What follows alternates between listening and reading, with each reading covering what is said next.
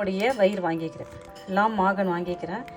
இது ஏற்கனவே அவங்க க்ளீன் பண்ணி வச்சுருப்பாங்க. கொஞ்சம் அழகாக பொடிசாக நறுக்கி வச்சுக்கிறேன். நான் 1 ஸ்பூன் மஞ்சத்தூள் போட்டுக்கிறேன்.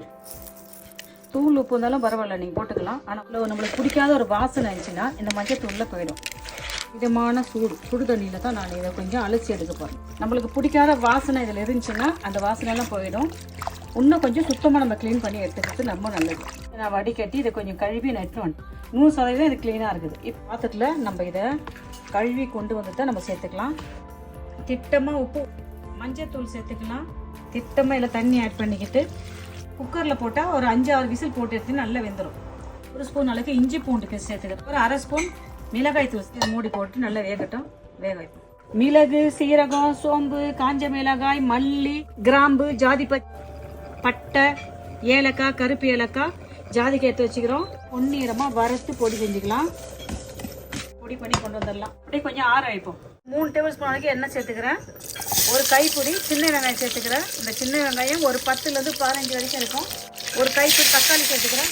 ஒரு கைப்பிடி பூண்டு சேர்த்துக்கிறேன். நான் இது கூட ஒரு கைப்பிடி இஞ்சி சேர்த்துக்கிறேன். வதக்கிக்கலாம். 3 தேங்காயில் பாதி தேங்காய் எடுத்து வச்சுக்கிறேன். ஒரு கைப்பிடி தேங்காய் சேர்த்துக்கிறேன். உங்களுக்கு விருப்பம் இருந்தால் தேங்காய் சேர்த்துங்க. ஆற வச்சு இதை நம்ம அரைச்சி எடுத்து வந்துடலாம். வதக்குன பொருளெல்லாம் ஆறிடுது. இதை நம்ம அரைச்சி கொண்டு வந்துடலாம். நம்ம வறுத்த மசாலா ஆறிடுது. இதை நம்ம பொடி செஞ்சு கொண்டு வந்துடலாம். திட்டமாக எண்ணெய் ஊற்றிக்கலாம். கொஞ்சம் பட்டை கொஞ்சம் போட்டுக்கலாம். ஏலக்காய் உப்பு சேர்த்துக்கலாம். கருவேப்பிலை சேர்த்துக்கலாம். அப்புறம் சோம்பு சேர்த்துக்கலாம். சீரகம் கொஞ்சம் சேர்த்துக்கலாம். ஒரு 10 மிளகு சேர்த்து இதை அழகாக பொரிச்சிக்கலாம். இது பொரிச்சிட்ட பிறகு இது கூட 2 இலை போட்டுக்கலாம். பிரியாணி இலை சேர்த்துக்கிட்டு மசாலா எல்லாம் அழகாக புரிஞ்சு வருது. இலைக்கு வெங்காயத்தை சேர்த்துக்கலாம். 1 ஸ்பூன் இஞ்சி வதக்கிக்கலாம். அழகாக வதங்கி வந்துடுச்சு. 1 ஸ்பூன் மஞ்சள் தூள், மிளகாய் தூள் சேர்த்து, 1 ஸ்பூன் மிளகு தூள், மஞ்சத்தூள், மல்லித்தூள், மிளகாய் தூள், மிளகு தூள் சேர்த்துக்கிறோம். நம்ம வதக்கி அரைச்சேன் இல்லை, அதை நம்ம இதை சேர்த்துக்கலாம். சேர்த்துட்டு இதை அழகாக கிண்டி விட்டுக்கலாம்.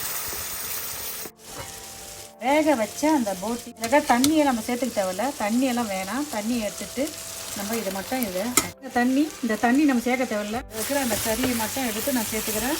தண்ணி சேர்க்குறேன். நான் சுடு தண்ணி கொஞ்சம் ஒரு 1/2 கப் சுடு தண்ணி சேர்த்து திட்டமாக உப்பு சேர்த்துக்கிறேன். 10லேருந்து 15 நிமிஷம் வேகட்டும். அப்போ அந்த கறி உள்ள அந்த மசாலா இறங்கும். மூடி போட்டு ஒரு 10-15 நிமிஷம் வேக வச்சு எடுக்கும். பார்க்கலாமா? பாருங்கள், நம்ம போட்ட மசாலெல்லாம் சுண்டி போய் தண்ணியெல்லாம் சுண்டிட்டு எண்ணெய் அழகாக சூப்பராக வந்துடுச்சு. அந்த பொடி சேர்த்துக்கலாம். நல்லா நம்ம போட்ட பொடி அழகாக சுண்டிட்டோம். ஒரு கைப்பிடி அளவுக்கு கருவேப்பிலை போட்டுக்கிறோம். புதினா தழை சேர்த்துக்கிறோம். கொத்தமல்லி தழை சேர்த்துக்கிறோம்.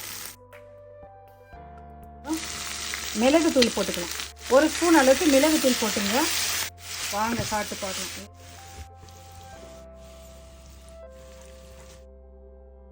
நான் நினைக்கிறேன் இந்த மெத்தடு உங்களுக்கு ரொம்ப பிடிச்சிருக்குன்னு நினைக்கிறேன். நீங்களும் இதே மெத்தடில் செஞ்சு பார்த்துட்டு நான் செஞ்ச இந்த போட்டி வறுவல் எப்படின்னு சொல்லுங்கப்பா. பை. தேங்க்யூ.